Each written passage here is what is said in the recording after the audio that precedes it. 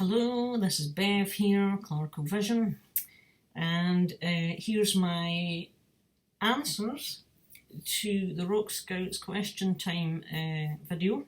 He's threw 15 questions at us, and I'm going to answer mine right here. I will leave a link below to Scott's actual video with the questions, and you can check them out. I will also list the questions below if you want to view them easily. And so we'll get on with this. I've spent a good hour and a bit going through these and thinking about things and finding albums and such. So yeah, so we'll just get started. Right. Question 1, I've got them listed here in front of me actually. So, name an album crying out for a reissue. Well, yeah, that could be loads, right enough. I actually need to turn this the right way up because I've sort of tried to put CDs in order and records in order, showing a mixture of when the questions come. So, this I've picked, you could have quite a few. I'm going with this one, Pretty Maids and Sin Decade. Now, Pretty Maids had quite a lot of their album catalogue reissued in, was it 2018 or 2019? I think it was 2019 actually, early that year. They had a bunch of albums reissued, some that were quite hard to get a hold of from the 2000s, but their early ones, the first 4 or 5 maybe, they haven't reissued. Now, I don't know if it's to do with record companies' ownership of whatever, but this one needs a reissue as far as I'm concerned. I'd love to get a vinyl copy, and it's Sin Decade. It was their 4th album, and this one was released in 1992. Yeah, I knew it was in the 90s.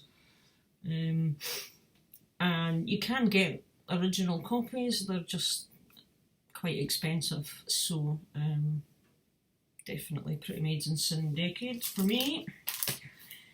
A discography in your collection that is near completion. Well, that's actually, I'm going to go with Running Wild on that, which is kind of surprising because I'm fairly new to Running Wild. But I think I've just, certainly CDs, definitely almost got that collection done.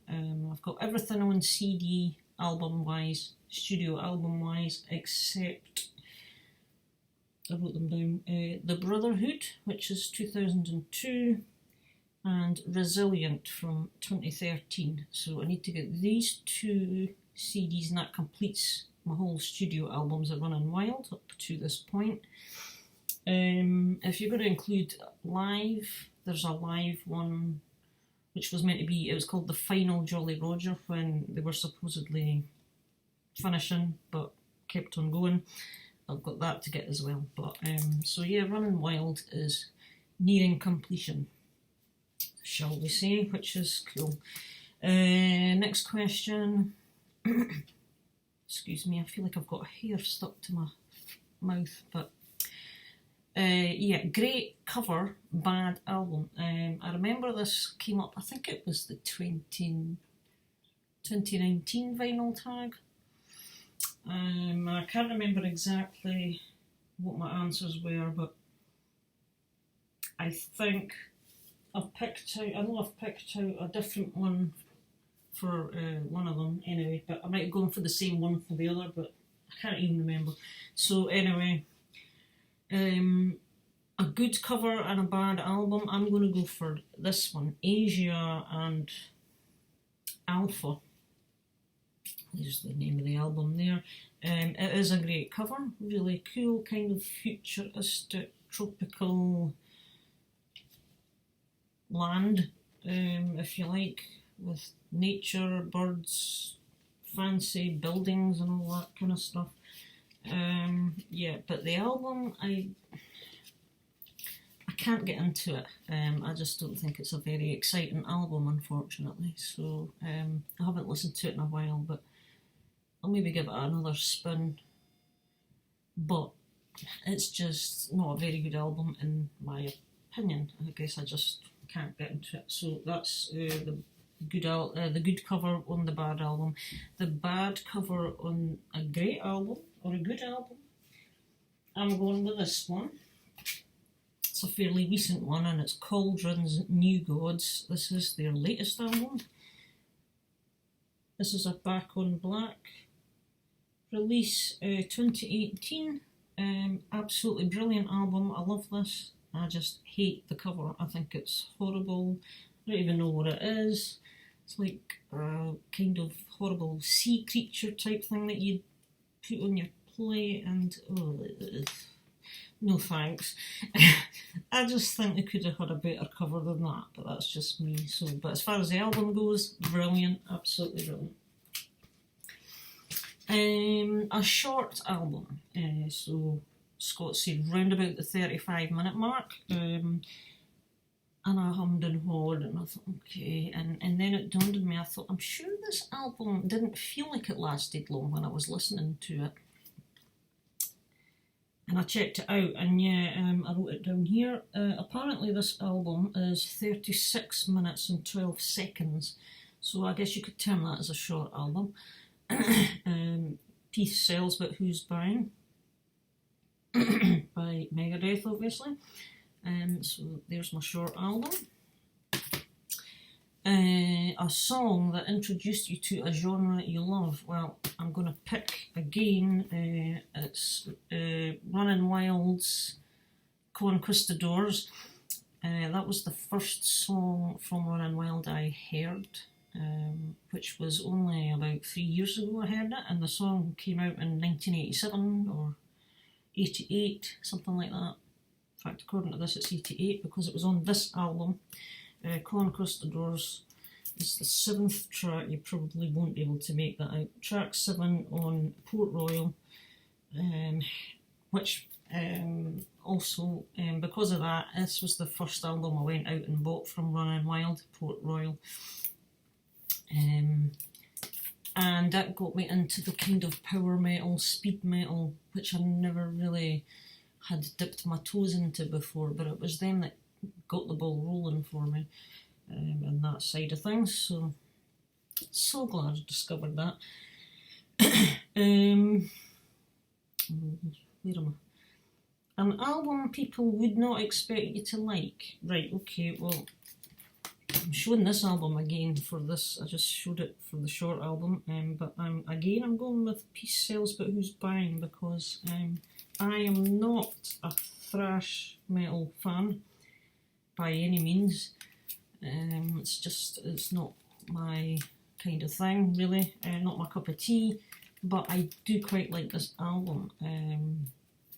This was one of the first Megadeth albums I heard online. I think I YouTubed it a while ago, and I thought at the time it was actually, there's one or two quite catchy, interesting songs on there. And when I got into the VC and a lot of people were showing Megadeth, I decided, yeah, I want to go back and check out Megadeth. So for this question, you could actually maybe any one of these albums.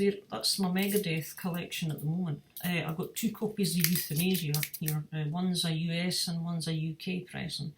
But yeah, you could be possibly surprised that Peace Sells should go this side, actually. Yeah, that's them in order from earliest to latest out of... It's not the complete thing, obviously, but... So yeah, Megadeth. Rest in peace. Sorry, Peace Sells even. Megadeth. The most anticipated, this is question 8, the most anticipated album of 2020. Well, that is, without a shadow of a doubt for me, is the Def Leppard Early Years box set, which was just released a week ago, last Friday. And I'm waiting on it arriving. The postman has to deliver it for me. I am so excited to get this because it has unreleased, never before heard live. There's a live concert from Oxford in 1980, which will have the original lineup with Pete Willis and Steve Clark, my hero, and from what I've heard of early Def Leppard and live Def Leppard, they're absolute class. So much better than today's.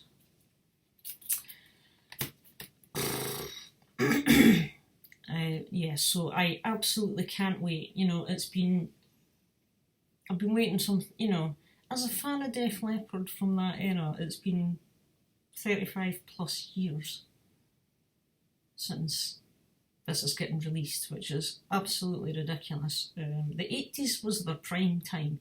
They should have released loads of live stuff way before now from that period. They only ever released one, and that was the 1989 video in the round from Hysteria. But there should have been other stuff from earlier tours. So I cannot tell you how excited I am to get hold of this audio featuring Steve. So that is that. Can't wait. A band or an artist you were late to the party with. Right, there's loads of them as well. Yes, and I could pick one or two. I've decided to pick this one, and it's Saxon. I very late to the party on this band. I've known them for ages. Well, I've known they've been around for ages. They obviously came out with the new wave of British heavy metal alongside Maiden, Leopard, Diamond Head, Raven, all these guys. And so yeah, I am just in the last couple of years getting into Saxon. I purchased my first Saxon albums, was it last year? Early 2019 maybe. I got a couple of the reissues, 80s ones, and I've managed to pick up another couple. Since got this one from Jim Davies as VCLT, thanks Jim.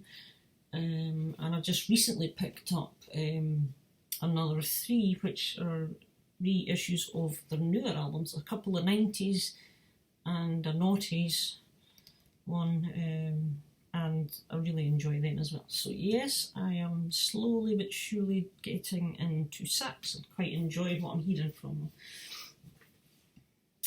them. 10. An album you play on a regular basis. Well, since it landed in my house in December 2018, because it was released in 2018, Temple of Lies, Bonfire, this album is fantastic, and it's been one of the most spun records since I got it. Absolutely great. I just love it from start to finish. Really enjoyable, uplifting, melodic, solid melodic rock metal, German metal, of course. The Germans do tend to know what they're doing when it comes to metal. So yeah, I absolutely adore this. The new singer as well, Alex Stahl, he's a really good fit for this band, I think. So hopefully he'll stay with them for a good while. But yeah, I have been playing this a lot. It's super enjoyable.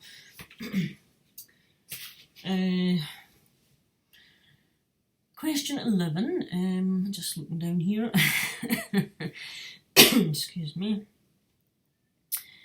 A record you'd recommend that was £10 or less, or a CD you'd recommend that was £5 or less? Well, I picked one of each actually. I got this record, I think it cost me about £4. I don't know if you can still get it for £4, but it only cost me £4, and it's Helix, and it's Long Way to Heaven is the name of the album. This is a 1987 release. Sorry, this is a 1985 release, I beg your pardon. And this is just a great album. It's just classic 80s Canadian metal and melodic hard rock, that kind of stuff. Really would recommend Helix if you haven't checked them out. They are a good band. Darcy raves about them, and rightly so. There's a few fans of Helix in the VC, so yes, as I say, I would recommend any of their 80s stuff, I guess. And the CD, which I'm going to recommend as well, I got this for about £3 off eBay. Another terrific discovery and band, and it's the band Bloodbound, and the album Tabula Rasa, or Tabula Rasa or something. I don't know how it's pronounced, but there you go, that's it. Bloodbound, they are Swedish power metal, solid, powerful tracks. Just really enjoy this as well. It's a fantastic album, and this came out in 2009. This was released. I think it's something like their third album. But yeah, Bloodbound, another great discovery for me, so definitely recommended. I'm on 12 now. The first and last in your collection. So I took this in the same way that Metal Mickey did. The first one filed in your collection from A to Z or whatever, and the last one in your collection. I just went with the CDs for this. I could have gone for the vinyl, but I went with CDs instead. So my first CD in the lineup, because I put bands beginning with numbers before A, is 220 Volt and Power Games on CD. This is a Music One CD reissue.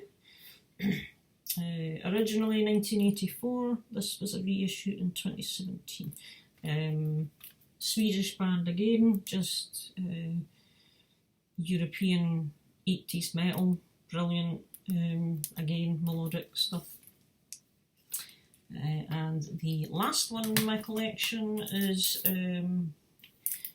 Z Iago, or Z Iago, from the Twilight Zone, and this is like a best of, the best of Z Iago. So you've got the greatest tracks from their two albums that they've released, and you have a bunch of live stuff, demos and things on disc 2 as well, rarities. So it's a double disc. But yeah, German band, female fronted, Z Young. And an album that changed your opinion of a band or artist.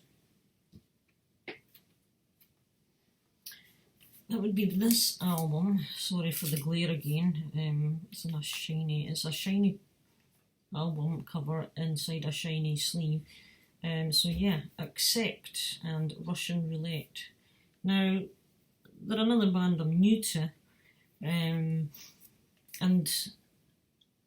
I never really bothered with Accept back in the day for some reason. I initially used to think they were a thrash band, heavy thrash metal, and I don't know how I got that impression, but because I remember seeing articles about them in the magazines. For some reason, I never really stopped to take the time to read them. I just had this assumption that they were more on the thrash, heavy side. Until I heard the title track for this album one day, Russian Roulette, and I absolutely loved it. I thought, that's not anything like thrash at all, it's just classic metal. Sound, and so yeah, and so then I decided to sample a few other of their songs.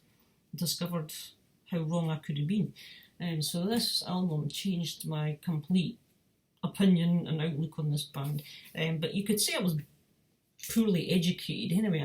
I just assumed. I can't even remember, because you're talking about back in 87, 88, 89 times. I just had this thing that they were thrash for some reason, so I don't know why. But this album put me straight, and as a result, I am now a big fan of Accept. And this is my favourite album of theirs, of everything that I've heard so far. And where are we now? An album you'd save in a fire. Well, I had to think about this, because there's one or two I could have saved, but it has to be this one, and it's this copy of High and Dry. It's an original pressing from 81, and the reason is it is autographed by the band, and in particular Steve Clark. That's his autograph there, so I would have to grab this before anything else, I think, for that reason. Great album. And the last question, debut album from 1986, the year the young laddie was born. So I've picked this one, and it's Fifth Angel, and it's their self-titled, called Fifth Angel, funnily enough. And this was their debut album in 1986. It was originally released. This is a reissue. 1986. This is a Metal Blade reissue from 2018. And that's the band as they were in 1986. American kind of American traditional metal, a bit of US power metal hints about it maybe, I think. Great, it's a great band, great album anyway, so, but this is the only one I have of theirs. I'm hoping to maybe pick up something else from their for their catalogue somewhere down the line, but yeah, Fifth Angel, self-titled.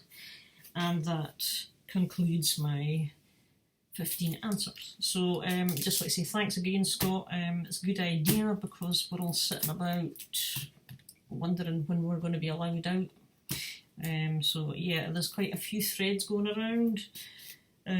Different people started, and there's some of them that are going about people I don't really follow, but you know, check them out anyway. If you're bored, just get in there and get looking at your collections. I'm hoping to jump on a few more as well over the coming days. So, but thanks for watching, and don't forget to check out Scott below, and I'll see you later. Bye just now.